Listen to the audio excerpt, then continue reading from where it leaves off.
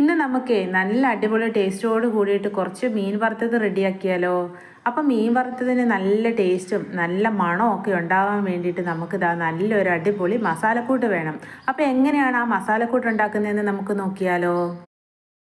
അപ്പോൾ നമ്മുടെ മസാലക്കൂട്ടിന് വേണ്ടിയിട്ട് കുറച്ച് 2-3 അല്ലി വെളുത്തുള്ളി, ഇഞ്ചി, ചുമന്നുള്ളി, മഞ്ഞൾപ്പൊടി, മുളക് പൊടി, കറിവേപ്പില, കുരുമുളക്, പെരുംജീരകം. അപ്പോൾ ഇത്രയും സാധനമാണ് നമ്മുടെ മസാലക്കൂട്ട് റെഡിയാക്കാൻ വേണ്ടിയിട്ട് ആവശ്യമുള്ള സാധനങ്ങൾ.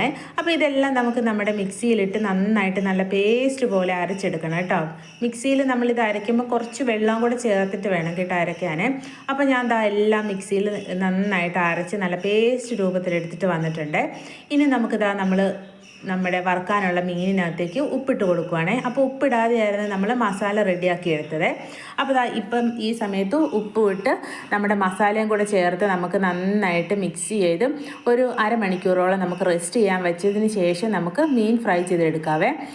ഒരു മിനിമം ഒരു 10-15 മിനിറ്റെങ്കിലും നമ്മൾ മസാല പുരട്ടി മീൻ വെക്കണം കേട്ടോ. എന്നാലേ നമുക്ക് നമ്മുടെ ആ മസാലയെല്ലാം മീനിനകത്ത് പിടിച്ച് നല്ലൊരു ടേസ്റ്റൊക്കെ നമുക്ക് മീൻ വറുത്തതിന് ഉണ്ടാവത്തുള്ളേ. അപ്പോൾ ഞാൻ ഒരു അരമണിക്കൂറോളം ഞാൻ വെച്ചിട്ടുണ്ടായിരുന്നു കേട്ടോ മസാല പുരട്ടി. അപ്പോൾ അതിന് ശേഷമാണ് ഞാൻ മീൻ ഫ്രൈ ചെയ്തെടുത്തത്. അപ്പോൾ മസാല എല്ലാം നന്നായിട്ട് പുരട്ടി ഒരു അരമണിക്കൂർ നമുക്ക് മാറ്റി വെക്കാവേ. അപ്പം ബാക്കി വന്ന കുറച്ച് മസാല ഞാൻ ഫ്രിഡ്ജിനകത്ത് ഒരു പാത്രത്തിലിട്ട് അടച്ച് സൂക്ഷിച്ച് വെക്കുവാണ്.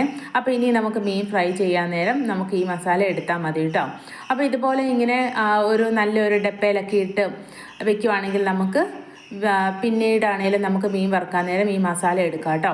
അപ്പോൾ അങ്ങനെ ഒരു അരമണിക്കൂറിന് ശേഷം ഞാൻ മീൻ ഫ്രൈ ചെയ്യാൻ വേണ്ടിയിട്ട് പാത്രമൊക്കെ അടുപ്പിൽ വെച്ച് കൊടുത്തിട്ട് എണ്ണയൊക്കെ ഒഴിച്ച് പിന്നെ ആദ്യം കുറച്ച് കറിവേപ്പില ഇട്ട് കൊടുക്കുവാണ്.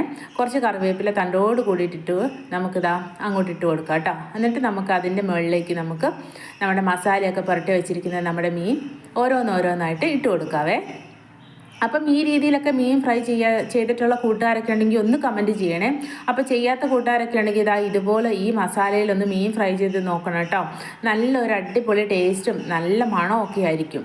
അപ്പോൾ സാധാരണ നമ്മൾ മീൻ വറുക്കുന്നതിലും ഒരു വ്യത്യസ്തമായിട്ടുള്ള നല്ലൊരു സ്മെല്ലൊക്കെ ആയിരിക്കും നമുക്ക് ഈ ഒരു മീൻ വറുത്തത് വറുക്കുമ്പോഴത്തേക്കിന് നമുക്ക് വരുന്നത് കേട്ടോ. അപ്പോൾ ആ ഒരു മീൻ വറുക്കുന്ന ആ ഒരു മണം വരുമ്പോഴത്തേക്കിന് നമുക്ക് ചോറ് കഴിക്കാൻ വേണ്ടി തോന്നും. അപ്പോൾ നമ്മുടെ മീനൊക്കെ ഏകദേശം ഒരു സൈഡൊക്കെ മൊരിഞ്ഞ് വന്നതിന് ശേഷം തിരിച്ചു മറിച്ചുമൊക്കെ ഇട്ട് നന്നായിട്ട് ഫ്രൈ ചെയ്ത് എടുക്കുവാണേ. അപ്പം നമ്മുടെ കൂട്ടുകാർക്കൊക്കെ നമ്മുടെ കുഞ്ഞു വീഡിയോ ഒക്കെ ഇഷ്ടപ്പെടുന്നുണ്ടോ? നമ്മുടെ ഈ കുഞ്ഞു വീഡിയോ നമ്മുടെ കൂട്ടുകാർക്കൊക്കെ ഇഷ്ടപ്പെടുവാണെങ്കിൽ ലൈക്ക് ചെയ്യാൻ മറക്കരുത് കേട്ടോ. അപ്പം നമ്മുടെ മീൻ വറുത്തതൊക്കെ അങ്ങോട്ടും ഇങ്ങോട്ടും ഒക്കെ തിരിച്ചും മറിച്ചുമൊക്കെ ഇട്ട് നന്നായിട്ട് ഫ്രൈ ചെയ്തെടുത്തിട്ടുണ്ട് കേട്ടോ. അപ്പം കഴിഞ്ഞു നമ്മുടെ മീൻ വറുത്തത്. വളരെ സിമ്പിളല്ലേ നമ്മുടെ ഈ ഒരു സ്പെഷ്യൽ ആയിട്ടുള്ള മസാലക്കൂട്ട് തയ്യാറാക്കാൻ പറ്റുന്ന ഒരു മീൻ വറുത്തത്. അപ്പം നമ്മുടെ കൂട്ടുകാർക്ക് എല്ലാവർക്കും ഇഷ്ടപ്പെട്ടോ നമ്മുടെ ഇന്നത്തെ മീൻ വറുത്തതിൻ്റെ റെസിപ്പി?